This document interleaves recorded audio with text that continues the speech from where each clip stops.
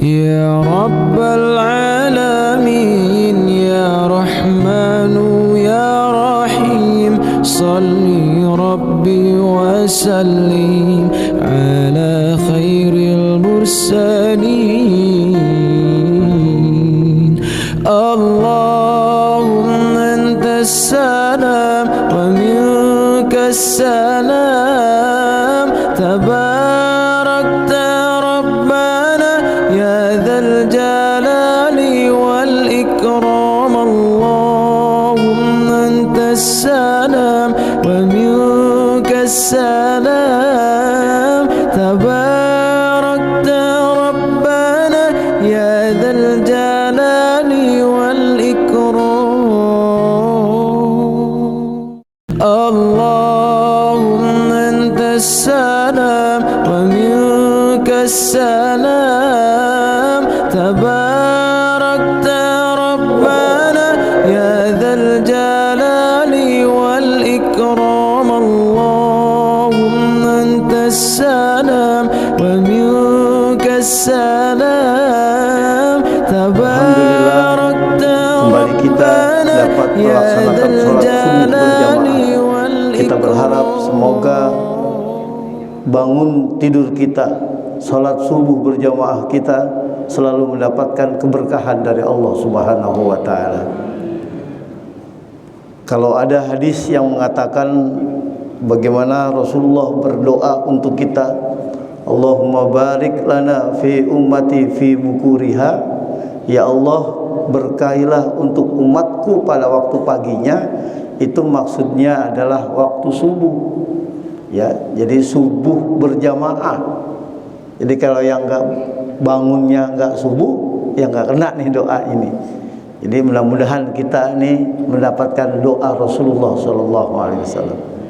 Jadi kalau yang berdoa Rasulullah pasti diijabahnya, diterimanya oleh Allah Subhanahu Wa Taala. Amin ya Rabbal Alamin. Mudah-mudahan kita dapat istiqamah terus.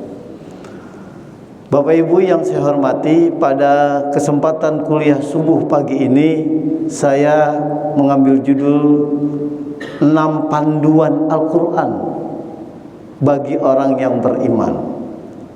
Khususnya kita ini orang-orang yang sudah berusia di atas 40 tahun.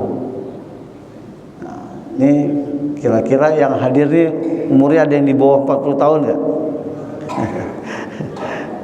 Ya, di bawah sedikit, banyak di atasnya ya. Jadi kita sudah di atas 40. Nah, saya ingin mengawali dulu dari Al-Quran ya, surah Al-Ahqaf ayat 15. Nanti kalau pulang boleh diingat-ingat. Dalam surat Al-Ahqaf ayat 15, Allah Subhanahu wa taala pernah berfirman, a'udzubillahi minasyaitonir rajim. Bismillahirrahmanirrahim. Wa wassaynal insana biwalidayhi ihsana.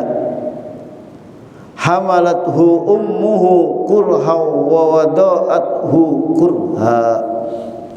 Wa hamluhu wa fisaluhu salasuna sahran hatta idza balagha asuddahu wa balagha arba'ina sanah qala rabbi auzi'ni an askura ni'mataka allati an'amta alayya wa ala walidayya wa an amala salihan tardahu wa aslih li fi zurriyyati inni tubtu ilaika wa inni minal muslimin. Shadaqallahul azim. Nah, 6 panduan ini terdapat dalam Al-Quran pada surah Al-Ahqaf ayat 15 ini. Nah, nanti kita perhatikan nih, apakah kita yang sudah diberikan kesempatan hidup oleh Allah Subhanahu wa taala dapat melaksanakan panduan ini. Bapak Ibu sekalian. Bapak Ibu sekalian, 6 panduan ini ya, pertama nanti kita akan jelaskan. Pertama, bersyukur terhadap nikmat-nikmat Allah Subhanahu wa taala. Qala rabbi auzi'ni an askura ni'matakal lati an'amta alayya. Yang pertama jadi bersyukur. Yang kedua, wa ala walidayya, bersyukur juga kepada kedua orang tua kita yang telah diberikan nikmat, dan artinya kita berbakti kepada kedua orang tua kita. Ya, sebelum yang ketiga, keempat, kelima, keenam, saya ingin menjelaskan terlebih dahulu. Coba kalau kita perhatikan perintah ayat ini diawali dengan kalimat wa wasainal insana biwalidayhi ihsana. Kata Allah, kami memerintahkan kepada manusia untuk berihsan-ihsan, berbuat baik kepada kedua orang tua. Ini perintahnya nih.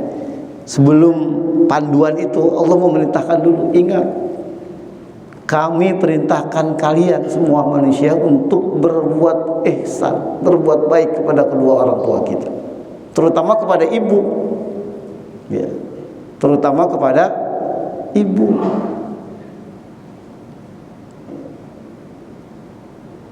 Bahkan di sini dijelaskan terlebih dahulu bagaimana penderitaannya, bagaimana tidak enaknya, bagaimana bebannya, bagaimana beratnya seorang ibu, sehingga Allah memerintahkan kita untuk berihsan-ihsan, berbuat baik-baik kepada kedua orang tua kita, terutama kepada ibu. Ini lalu Allah melanjutkan, hamalathu ummuhu kurha, ibu yang telah menghamilkan, yang hamil ibu itu kurhan, dalam keadaan susah payah, capek, perasaan tidak enak. Tanya aja ibu-ibu, Bu, kalau hamil enak gak, Bu? Enak gak? Gak enak. Ya, bapak-bapak nggak tahu, jadi saya nggak tanya nih. Ibu-ibu dah. Ya, tidur enak gak, Bu? Nggak enak. Ke kanan nggak enak, ke kiri tidak enak, terentang nggak enak, apalagi tengkurap, bisa bahaya itu. Al-Quran tuh sudah mengatakan, ini Al-Quran sudah menjelaskan tuh. Jadi orang yang sedang keadaan hamil itu berat, perasaannya nggak enak, capek. Ini untuk bapak-bapak nggak dapat, yang dapat cuma ibu-ibu. Wa wada'athu kurha, dan melahirkan itu juga berat. Ini Al-Quran lagi tuh, wa wada'athu kurha, dan melahirkannya juga berat tuh seorang ibu. Bapak Ibu sekalian yang saya hormati, dalam Al-Quran kata kurhun, itu ada 3. Kata kurhun itu ditempatkan pada 3 orang. Pertama, ibu yang hamil. Ibu yang hamil itu kata Al-Quran kurh, capek, perasaan tidak enak, beban. Yang kedua, melahirkan. Nah, ini ibu bapak-bapak juga nggak merasakan. Bu, melahirkan capek apa enggak, Bu? Lahirnya enak, punya anaknya enak, tapi melahirkannya capek, berat, beban. Pengennya sih udah ada tuh anaknya, nggak pakai hamil, nggak pakai melahirkan lagi. Yang ketiga, kata kurhun itu dalam Al-Quran buat orang yang perang di medan perang, tuh kurhun, capek tuh orang yang perang. Ya, warga komplek Kostrad ini kan juga tentara yang siap perang. Capek nggak, walaupun latihan doang, belum perang beneran, capek nggak? Capek, berat. Orang Allah kok yang katakan. Dalam Al-Quran cuma ada 3 itu. Kutiba alaikumul qital wa huwa kurhul lakum. Itu Al-Quran. Diwajibkan atas kamu berperang wa huwa kurhul lakum, meskipun perang itu berat. Jadi sekali lagi, kurhun itu hanya ada pada 3 orang. Orang yang hamil, orang yang melahirkan, ya, dan orang yang perang di medan perang. Jadi ibu-ibu itu sama dengan tentara. Capeknya malah 2 dia, bebannya 2. Berat sekali seorang ibu. Makanya pantas berihsan-ihsan, berbakti, berbuat baik kepada kedua orang tua kita, terutama kepada ibu. Bapak Ibu saudara sekalian yang saya hormati, dan berbakti kepada kedua orang tua kita bukan hanya waktu masih hidup. Nah, ini yang salah nih. Ya. Berbakti kepada kedua orang tua, ya ini kebetulan orang tua semua nih. Kasih tahu anaknya. Berbakti kepada kedua orang tua kita itu bukan hanya waktu masih hidup. Sudah meninggal dunia pun kita nih yang pernah lahir dari perut orang tua kita, perut ibu kita, kita masih terus berbakti kepada kedua orang tua kita. Bagaimana caranya berbakti? Ada hadis Rasulullah sallallahu alaihi wasallam. Ja'a rajulun ila Nabi sallallahu alaihi wasallam, satu hari pernah datang salah seorang sahabat kepada baginda Rasul sallallahu alaihi wasallam. Qala, lalu bertanya kepada baginda Rasul, ya Rasulullah, hal baqiya min birrin abawayya sayun abarrahuma ba'da mautihima? Ya Rasulullah, apakah saya masih bisa berbakti kepada kedua orang tua saya sementara orang tua saya sudah meninggal dunia ya Rasul? Apa kata Rasulullah sallallahu alaihi wasallam? Qala, maka bersabda Rasulullah sallallahu alaihi wasallam menjawab pertanyaan sahabat ketika itu. Kata Rasulullah, "Na'am, iya. Kamu masih bisa berbakti kepada kedua orang tua kamu meskipun orang tua kamu sudah meninggal dunia, meskipun orang tua kamu sudah berada di alam kuburnya sana." Bagaimana caranya, bagaimana bentuk berbakti kepada kedua orang tua kita yang sudah meninggal dunia? Pertama, kata Rasul melanjutkan hadis itu, kata beliau, as-salatu alaihima. Nih, bentuk berbakti kita kepada orang tua kita yang sudah meninggal dunia. Ya, sebagian kita yang hadir sekarang ini orang tua kita sudah meninggal. Ya, karena umur kita juga akan segera nyusul. Ya, akan segera nyusul. Tapi anak-anak kita yang masih secara logika umur yang mudaan mungkin masih lama.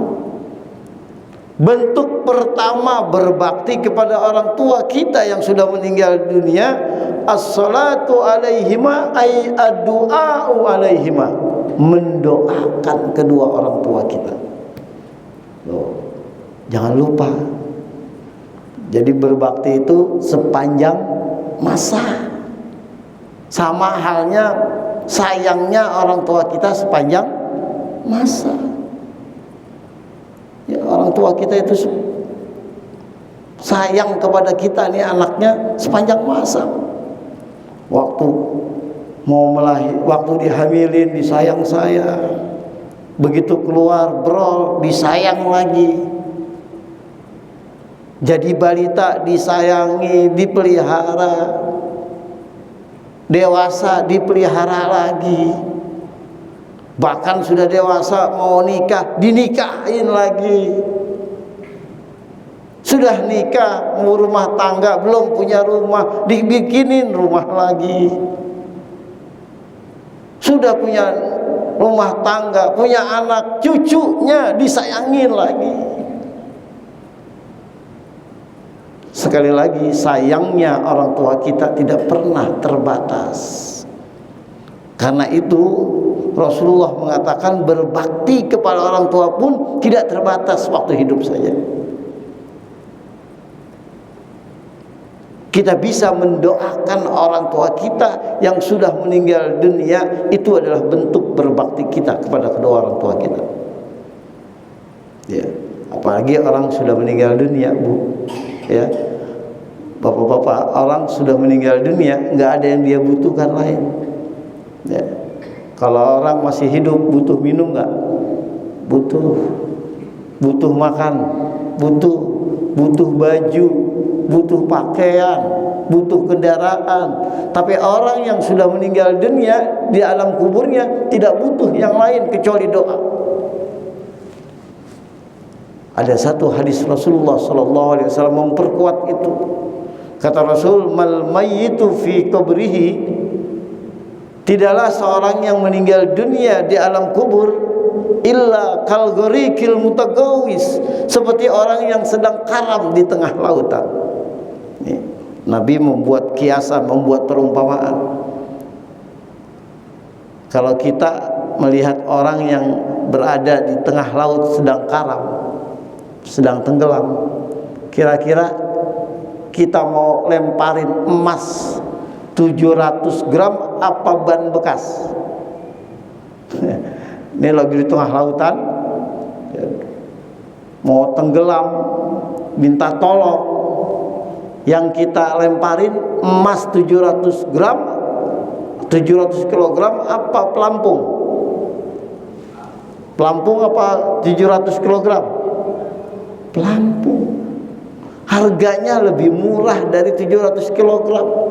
Walaupun emas 700 kilogram itu mahal harganya, tapi saat itu tidak berguna.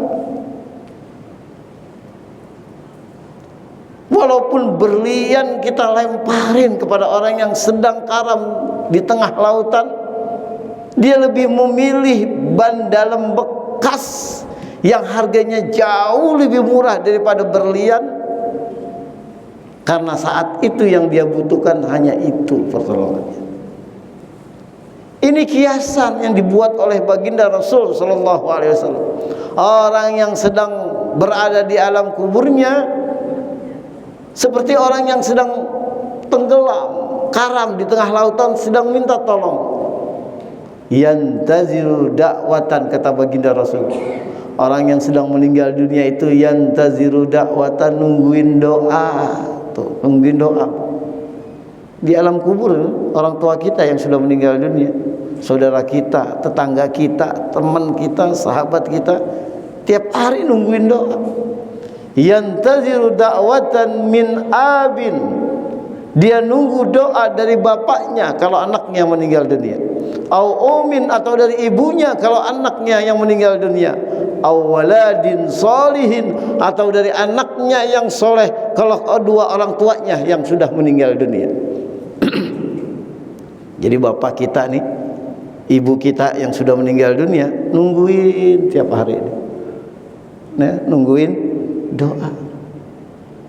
Bahkan ausodikotin sikotin, menunggu dari temannya, dari sahabatnya waktu di dunia, sikotin yang dipercaya, teman yang akrab, sahabat yang dekat, tetangga yang baik, ditungguin doanya.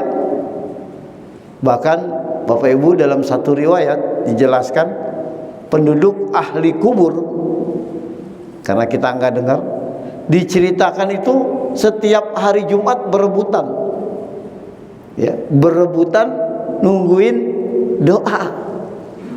Apalagi pas khatib mengucapkan doa di khutbah yang kedua, Allahumma fir lil muslimina wal muslimat wal mu'minina wal mu'minat. Wah, berebutan tuh penduduk ahli kubur supaya dia dapetin doa.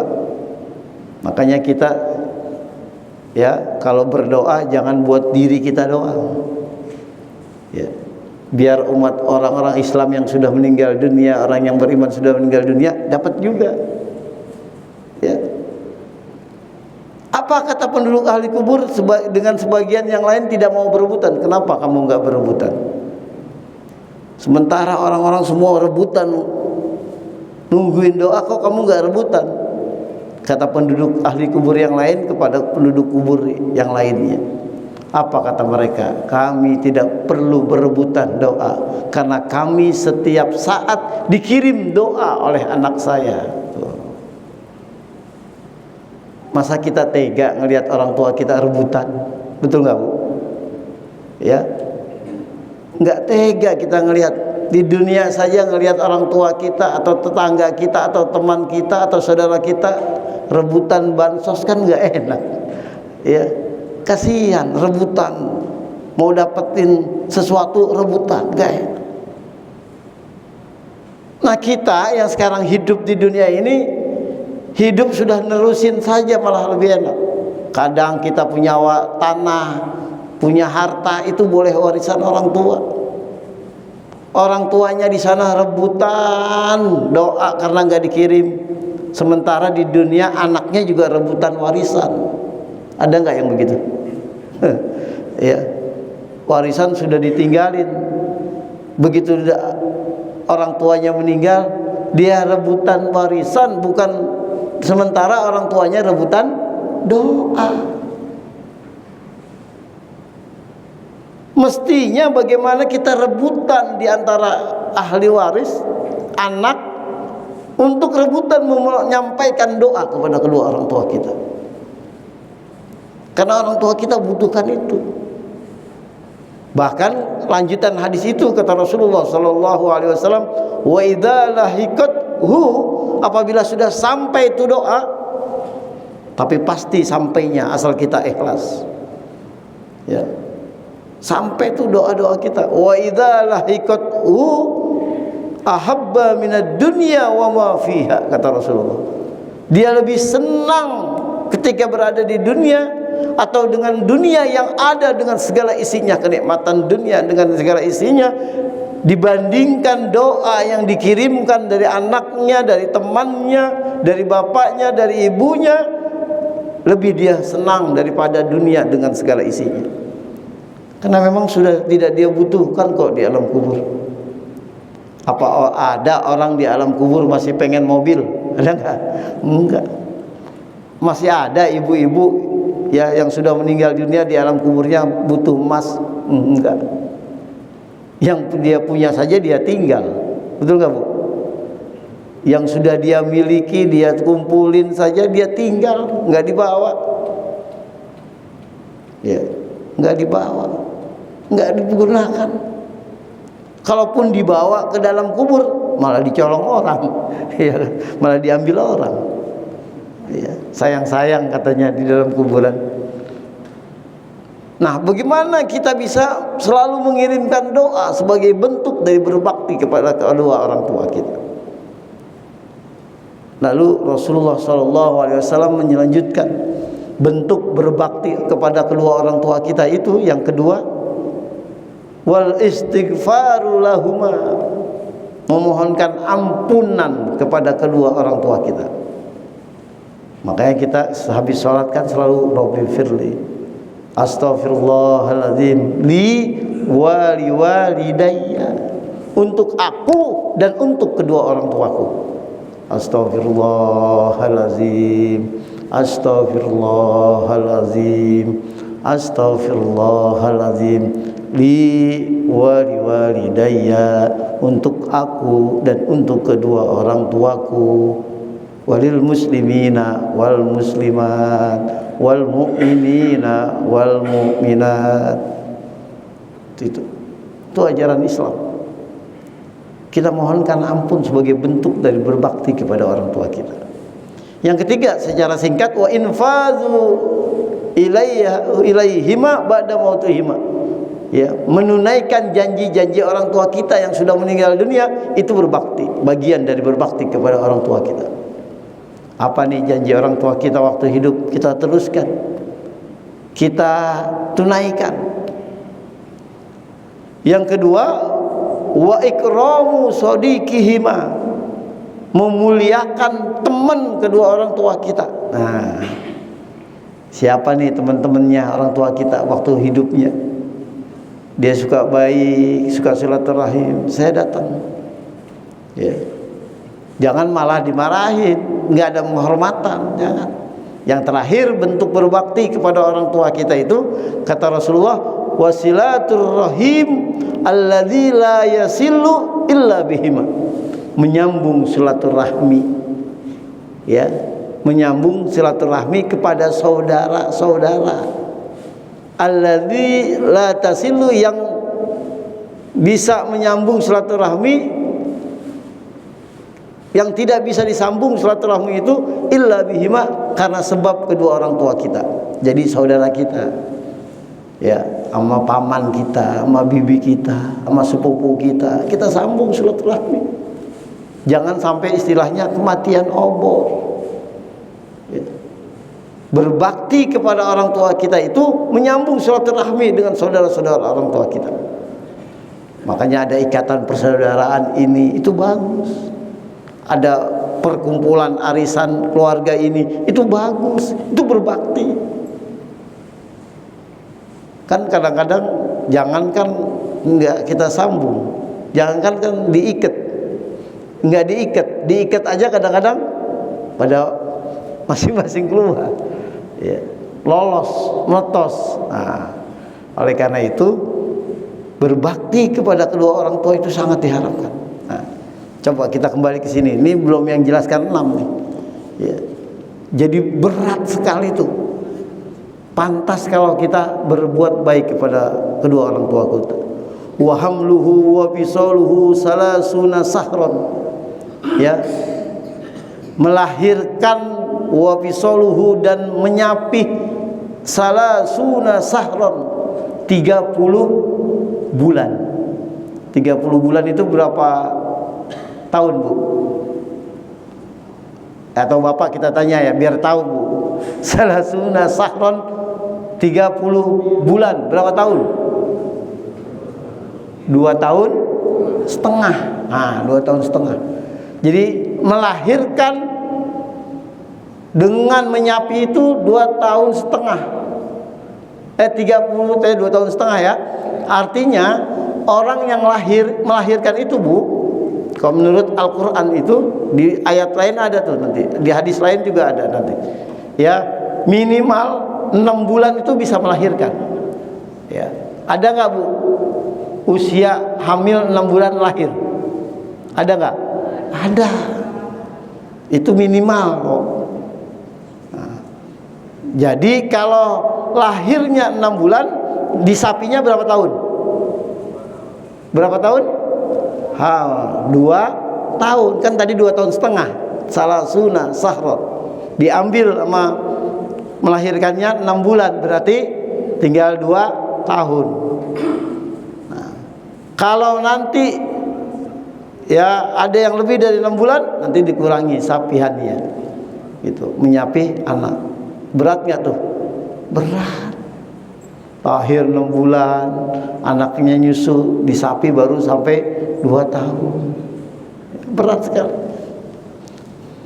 Hatta idza balagha asuddahu, hingga sampai asuddahu, kuat tenaganya, kuat pikirannya, artinya sudah dewasa.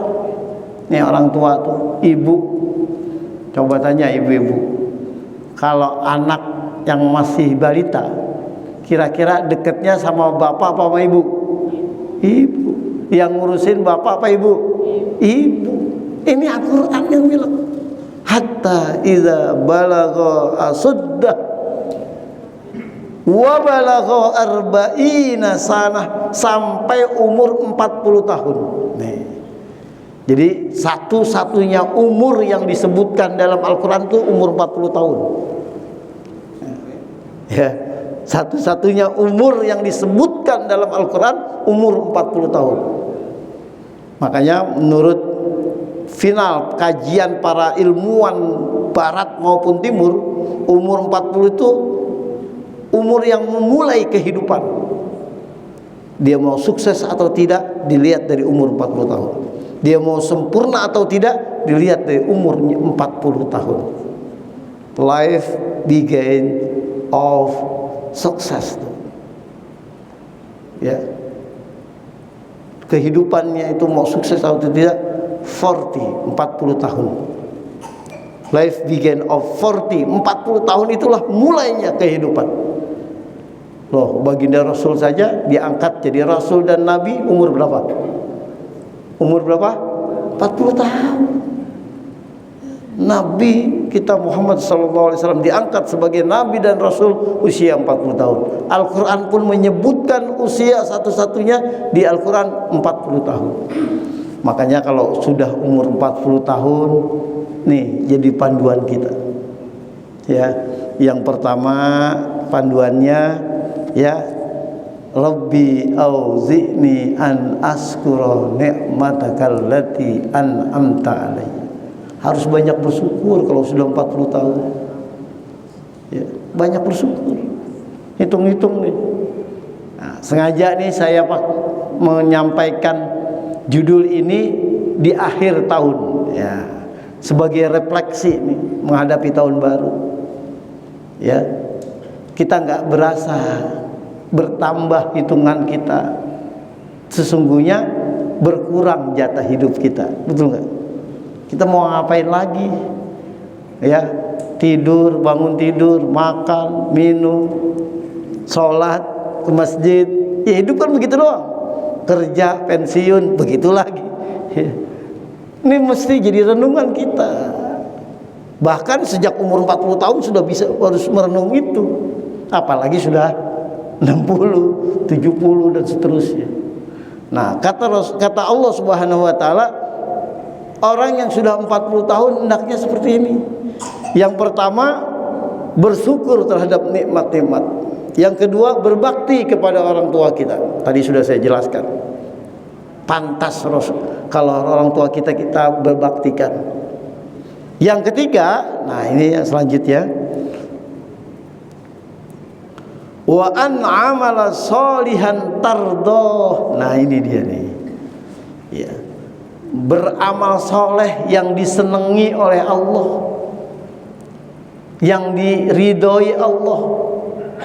Sebab yang diridhoi Allah itu tidak semua sama dengan yang dirahmati. Kalau yang dirahmati semua orang dapat rahmat dari Allah. Kafir, muslim sama dapat rahmat. Tapi tidak semua orang dapat ridho. Tidak semua orang dapat kesenangan dari Allah Subhanahu wa taala. Ridho itu, kesenangan itu hanya orang-orang pilihan, orang-orang yang tertentu. Makanya orang yang sudah umur 40 tahun hendaklah ia beribadah yang menyenangkan Allah. Bagaimana ibadah yang menyenangkan kepada Allah Subhanahu wa taala? Pertama, niatnya. Nah, ini niat nih. Mau tahun baru, berubah tahun lagi, niatkan saya ibadah hanya karena Allah Subhanahu wa taala. Ya. Memperbagusi niat dulu. Ya. Wa an amala sholihan tardoh. Yang kedua, ikhlas. Niat ikhlas hanya kepada Allah Subhanahu wa taala. Innamal a'malu binniyat wa innamal likulli imri'in ma nawa. Jam berapa? Semua pekerjaan kita, amal ibadah kita itu tergantung niat. Kalau niatnya karena Allah, pasti balas dengan kebaikan. Ya, dahulu Bapak Ibu sekalian, kita lihat bagaimana orang yang beramal soleh, amalan tardoh itu dibalasnya dengan kebaikan, dengan surga. Dulu di zaman Utsman bin Affan di kota Madinah terjadi kekeringan, orang butuh air. Ya, kan di sana ada 3 sumur yang terkenal. Ada Bi'ru Zamzam, ada Bi'ru Rumah, ada Bi'ru Barrut. Ya, sumur Zamzam ada di Mekah, sumur Rumah ada di Madinah, sumur Barrut ada di Madinah. Yang jadi rebutan di Yaman itu dulu tempat para dukun. Jadi dukun kalau mau cari air di sumur Barrut. Nah, di Madinah itu ketika terjadi musim kering dan orang butuh air, ada satu sumur yang banyak airnya yang dimiliki oleh orang Yahudi. Sahabat Utsman bin Affan ini mikir, waduh, bagaimana sahabat-sahabat Nabi ini? Otak bisnisnya jalan. Utsman bin Affan datangi orang Yahudi. Yahudi, sumur kamu itu aku beli saja. Aku bayarin berapa yang kamu mau. Apa kata Yahudi? Nggak bisa, enak saja. Ini sumur saya, nggak mau saya jual. Saya butuh ini. Kembali lagi Utsman bin Affan. Terus tuh dalam keadaan paceklik, otak bisnisnya Utsman jalan lagi, datangnya lagi ke si Yahudi. Sudah, kalau kamu mau sumur kamu saya bayar mahal. Dasar Yahudi tengik. Ya, dia mau bilang apa? Boleh saya jual, tapi dengan harga 2 kali lipat yang kamu kasih harga. Utsman nggak mau kalah. Kata Utsman bin Affan, saya beli tapi setengahnya saja. Loh, sumur dibeli setengahnya, apa maksudnya? Begini, kalau hari ini air saya ambil, besok giliran kamu. Lusanya saya, lusanya lagi kamu.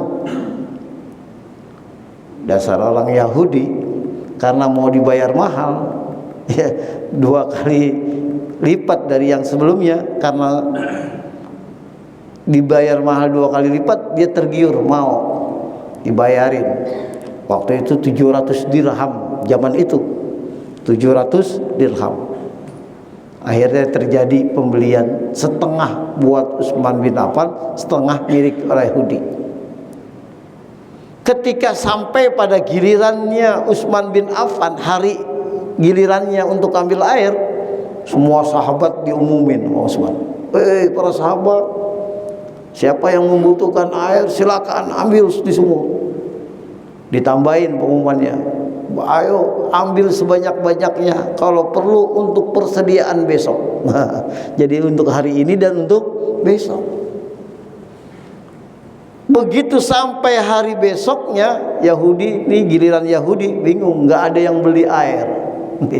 Ya, karena sudah diambil kemarin. Terus begitu kehabisan nih orang Yahudi, nggak laku dia jualannya. Ya. Akhirnya semua sumurnya dijual kepada Utsman bin Affan. Akhirnya umat Islam ketika itu ya bergembira karena apa yang dilakukan oleh Utsman bin Affan. Lalu Rasulullah SAW bersabda bahwa Utsman bin Affan adalah orang yang masuk surga tanpa dihisab. Nah, ini ya, kalau amalan sholihan tardoh, beribadah, beramal karena hanya mencari ridho Allah Subhanahu wa taala. Bahkan dari riwayat yang lain ada sahabat Abdurrahman bin Auf. Ini konglomerat juga Abdurrahman bin Auf. Di Madinah dulu pernah terjadi surplus tanaman korma. Ya. Dia panen korma sampai kormanya itu busuk-busuk. Panen korma saking kebanyakan kormanya busuk-busuk. Petani pada saat itu rugi.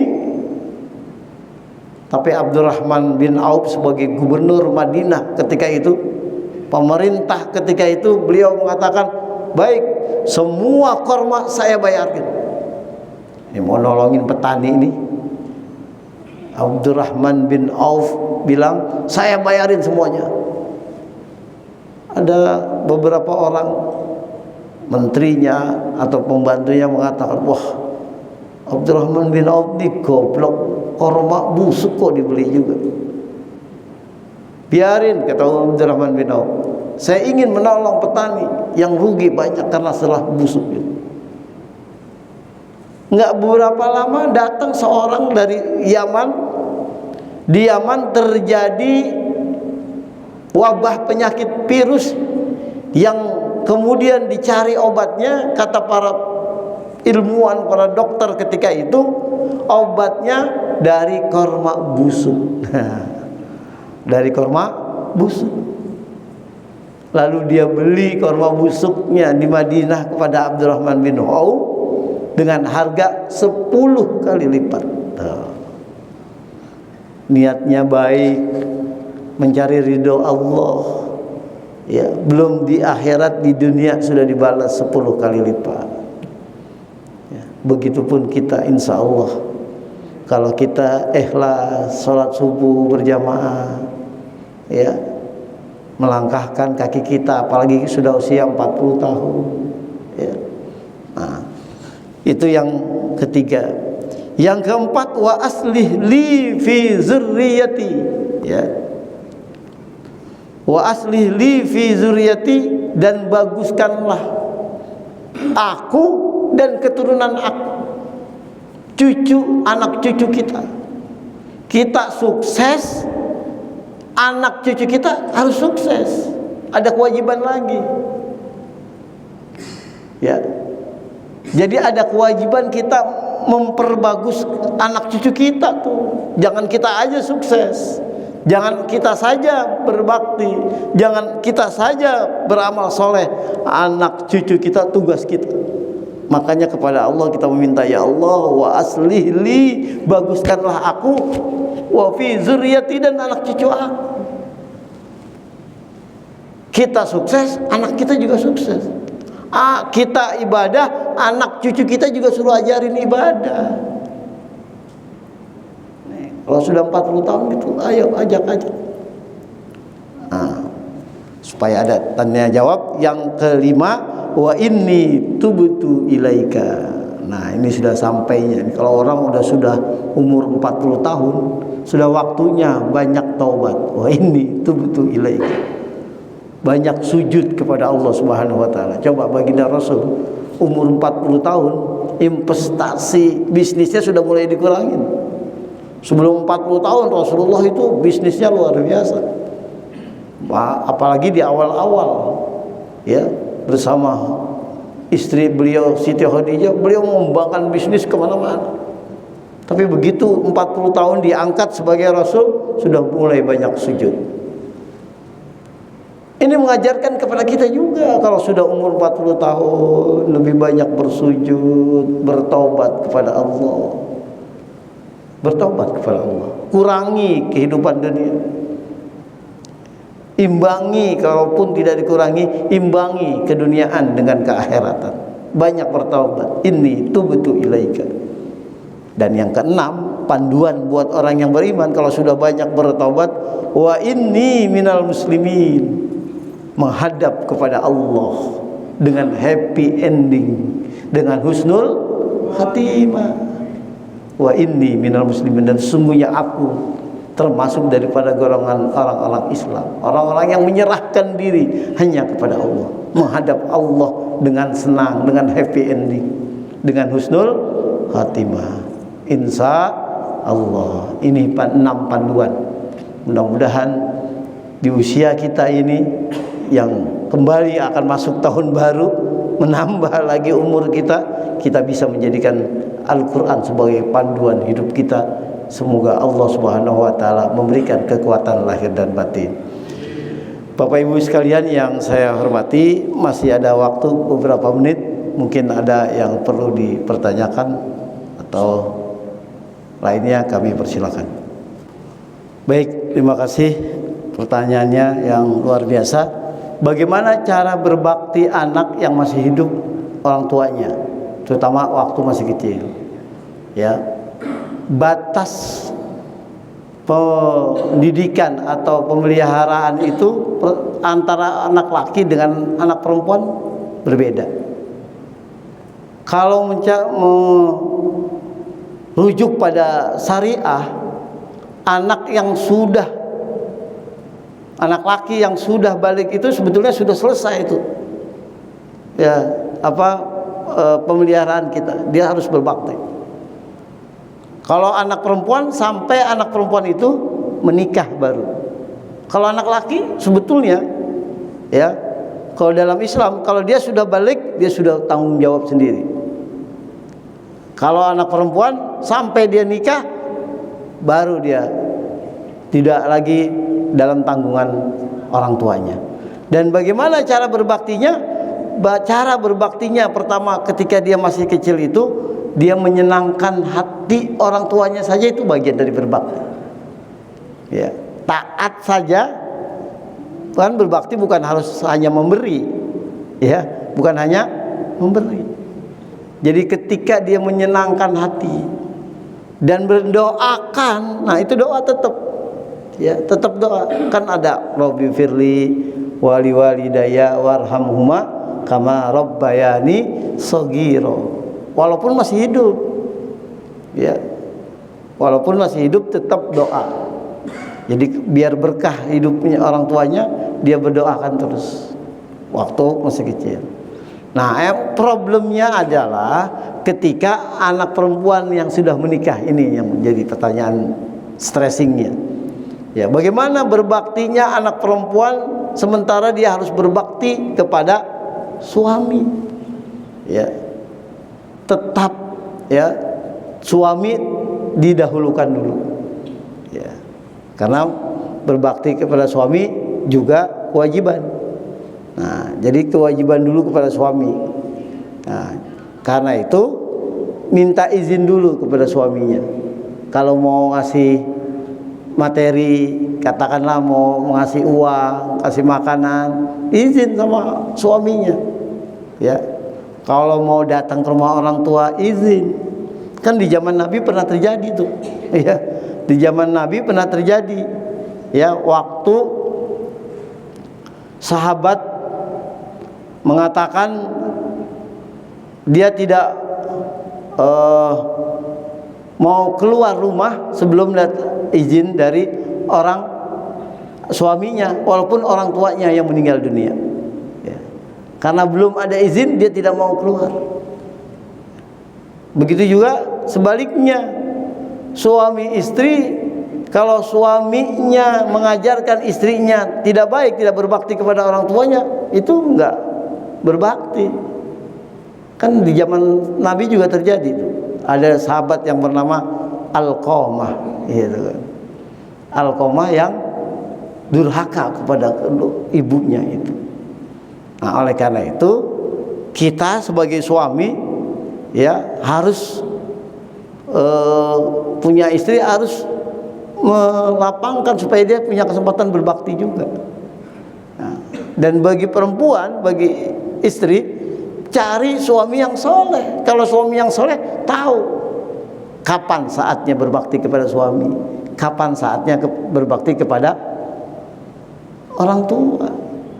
Tapi kalau suaminya tidak soleh, suaminya yang tidak paham, suaminya yang tidak ngerti, tidak bisa. Kamu harus berbakti saja sama aku, nggak bisa. Makanya ada pedoman orang kalau mau mencari jodoh itu, kata Rasulullah, tunkahul mar'ati arba'atin. Nikahilah pasanganmu karena 4. Nah, pertama li jamaliha, karena cantiknya atau gantengnya. Tapi cantik ganteng itu sementara, betul nggak? Cantik ganteng itu subjektif. Kata saya cantik, kata ibu bapak belum tentu. Kata ibu ganteng belum tentu kata istri saya. Ya, pertama subjektif, yang kedua sementara, enggak selamanya. Ada enggak kakek-kakek ganteng, Bu? Enggak ada. Ada enggak Pak nenek-nenek cantik? Enggak. Itu artinya dia sementara. Yang kedua walimaliha, karena hartanya, karena kekayaannya. Kaya juga enggak selamanya. Ya. Kaya enggak selamanya. Kayak orang bisnis, kayak jabatan, kadang di atas, kadang di bawah. Kalau Allah mau ambil hartanya yang banyak sekalipun, yang kata orang bisa makan 7 turunan, kalau Allah mau ambil sebentar doang. Lalu yang ketiga kata Rasulullah, kalau sudah li jamaliha wa limaliha wa linasabiha, karena keturunannya. Lihat turunannya baik-baik atau tidak. Tapi keturunan pun tidak jaminan, betul nggak? Nggak jaminan. Anaknya Nabi Nuh, Kan'an, durhaka. Ya, bukan berarti anaknya kiai, anaknya jadi soleh, bapaknya kiai, anaknya jadi orang baik, belum tentu. Jadi turunan pun juga tidak jaminan. Tapi ya, terutama dalam budaya Jawa itu kan ada istilah bibit, bebet, bobot. Tapi itu belum jaminan. Nah, yang keempat nih kata Nabi, didiniha. Ya, carilah jodoh untuk anakmu, untuk dirimu karena agamanya. Ini yang bikin selamat nih, fajfar bidzati din taribat yada. Kalau agama yang dijadikan patokannya, selamat kamu. Ya, walaupun nggak terlalu ganteng, tapi taat kepada Allah, tahu hak dan kewajiban suami istri, tahu hak dan kewajiban kepada Tuhan Allah Maha Penciptanya. Walaupun tidak terlalu kaya, tapi selalu bersyukur rumah tangganya aman, tenang. Walaupun bukan turunan orang hebat, tapi ama agama rajin, sholat rajin, berjamaah, suami istri rajin, jalanin agamanya. Nah, inilah yang keempat ini. Begitupun dalam berumah tangga, kalau dia mengerti kapan dia harus memberikan waktu kepada istrinya untuk datang kepada orang tuanya, itu kan bagian berbakti. Kalau ada rezeki walaupun sedikit, kasih. Jangan hanya orang tua yang lakinya aja atau suaminya saja kita kasih, tapi buat istri kita orang tuanya nggak dikasih, nggak boleh. Ya, jadi harus berbakti kepada kedua orang tua, termasuk istri. Suami pun harus memberikan kesempatan. Pertanyaannya, bagaimana berbakti kepada kedua orang tua kita pada saat orang tua kita hidup, kita durhaka gitu ya. Sebetulnya tadi sudah terjawab dari hadis tadi. Kita jangankan menyia-nyiakan, tadi sudah dikatakan di Al-Quran itu membentak saja tidak boleh. Dalam surat Luqman ayat 15 juga disampaikan begini, wa in jahadaka ala an tusrika bi ma laysa laka bihi ilmun fala tuti'huma wa sahibhuma fi dunya ma'rufa. Fala tuti'huma, janganlah kamu tidak bertaat kepada mereka, ya. Nah, maksudnya itu kita tidak boleh durhaka, membentak, walaupun mengatakan saja tidak boleh. Ya. Nah, bagaimana kemudian meninggal dunia, waktu masih hidupnya kita maksiat terus dah, durhaka terus kepada orang tua kita. Terus orang tua kita meninggal dunia baru kita sadar, apakah kita diampuni? Tadi sudah dijelaskan hadisnya. Asal kita mendoakan, kita bertobat tuh. Wah ini, makanya kita itu, wah ini tubutu ilaika. Ya, bertobat kepada Allah. Bertaubat kepada Allah, kepada orang tuanya bagaimana caranya? Kan kata tadi kan diawali, kalau kita dosa sama orang ya harus meminta maaf kepada orang. Dosa kepada Allah bisa kepada Allah. Kepada orang tua bagaimana? Waktu hidupnya belum sempat minta maaf, masih bisa. Ya, masih bisa. Dengan cara wal istighfaru wad du'a wal istighfar. Berdoa, mendoakan dan memberikan minta ampunnya. Jadi tetap bisa diampuni oleh Allah Subhanahu wa taala. Nah, kalau durhakanya karena menyakiti hatinya. Kalau durhaka kepada sesama orang, zalimnya durhakanya misalnya mencuri, ya, itu kembalikan. Misalnya kita dulu pernah mencuri, kalau sama orang tua kan nggak mencuri ya, sama orang lain lah yang masih hidup. Terus dia meninggal dunia, kita mencuri punya barang dia, kita kembaliin sama ahli warisnya. Sama ahli warisnya kita kembaliin. Ini dulu saya pernah ngambil punya kamu, atau zolim saya kasih kepada ahli warisnya, atau saya pernah menganiaya, pernah memukul, ya saya bersedekah nih, gantinya pukulan itu saya sedekah buat ahli warisnya. Kalau ahli warisnya sudah nggak ada, bagaimana? Sedekahkan kepada fakir miskin, kepada masjid, kepada yang lainnya. Gitu. Jadi tetap boleh berbakti kepada orang tua kita, walaupun kita waktu masih hidupnya durhaka, insya Allah diampuni oleh Allah.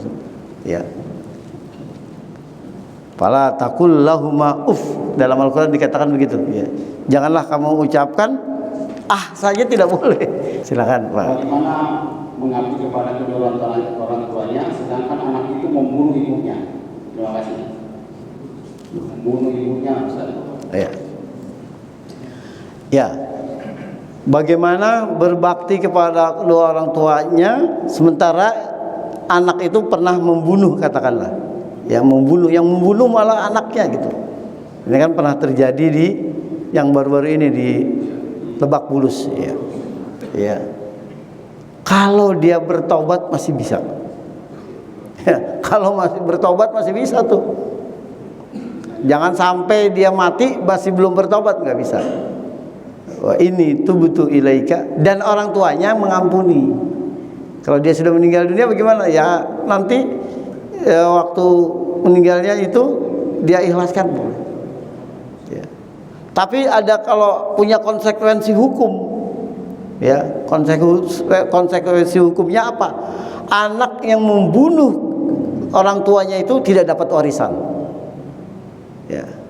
Maksudnya begini, misalnya pada kasus Lebak Bulus sana, dia anak satu-satunya misalnya, dia bunuh kedua orang tuanya, dia hidup masih itu, nanti harta orang tuanya tuh nggak boleh buat dia, nggak boleh, terhalang warisannya. Jadi buat siapa dong? Buat saudaranya yang meninggal itu orang tuanya. Karena anak itu tidak boleh mewariskan. Salah satu yang menghalangi warisan itu adalah membunuh. Jangan bunuhnya sengaja, nggak sengaja saja tidak boleh, Pak. Ya, ini perlu saya sampaikan. Membunuh tidak sengaja saja orang tua kita batal warisannya. Contoh nggak sengaja gini, bapak atau ibu berkendaraan sama anak, ya mau jalan-jalan pulang kampung tahun baruan, naik mobil, ya di jalanan kecelakaan, yang bawa tuh anaknya yang nyupir, ya kecelakaan meninggal dunia orang tua kita, kitanya masih hidup, batal tuh, kan nggak sengaja, tetap kan berkendaraan sengaja nggak? Enggak. Ya namanya kecelakaan, kecuali kita tabrakin. Ya kalau nggak disengaja itu pun tidak boleh, jadi batal, nggak boleh dapat warisan. Nah, itu hanya konsekuensi dunia saja. Kalau konsekuensi akhiratnya, kalau orang tuanya mengampuni, bertaubat, terima. Allah tuh tergantung orang tuanya. Kalau orang tuanya nggak mengampuni, ya nggak bisa tetap. Tapi kalau orang tuanya ngampunin, dia walaupun dia bunuh, tapi diampunin, boleh. Kan kata Allah, kata Nabi dalam hadisnya, ridullah fi ridho walidain. Ridhonya Allah tergantung ridho kedua orang tuanya. Kalau orang tuanya mengampuni, diampuni. Sebaliknya, wasuhtullah fi suhtil walidain. Murkanya Allah, marahnya Allah tergantung murkanya kedua orang tua kita. Kalau dia bilang enggak saya ampuni, enggak bisa. Nah, kalau yang sudah meninggal dunia tinggal nanti di akhiratnya. Di akhiratnya, apakah orang tuanya mengampuni waktu di dunia dibunuh oleh anaknya, tergantung nanti di akhirat apakah orang tuanya mengampuni atau tidak. Kalau hukum fikihnya, sekali lagi, konsekuensi hukumnya di dunia batal, warisan nggak dapat, ya itu Pak Haji saya kira. Astaghfirullahaladzim. Bismillahirrahmanirrahim. Alhamdulillahirabbil alamin. Hamdan yuwafi ni'amahu wa yukafi mazidah. Ya Rabbana wa lakal hamdu kama yanbaghi li jalali wajhikal karim wa azimi sultanik. Allahumma inna nas'aluka fahman nabiyyin wa hifdzal mursalin wa ilhamal malaikatil muqarrabin. اللهم إنا نسألك العفو والعافية والمعافاة في الدين والدنيا والآخرة. اللهم ربنا ظلمنا أنفسنا وإن لم تغفر لنا وترحمنا لنكونن من الخاسرين. ربنا آتنا في الدنيا حسنة وفي الآخرة حسنة وقنا عذاب النار. ربنا تقبل منا إنك أنت السميع العليم. تب علينا إنك أنت التواب الرحيم. صلى الله على سيدنا محمد وعلى آله وصحبه وسلم. سبحان ربك رب العزة عما يصفون وسلام على المرسلين والحمد لله رب العالمين.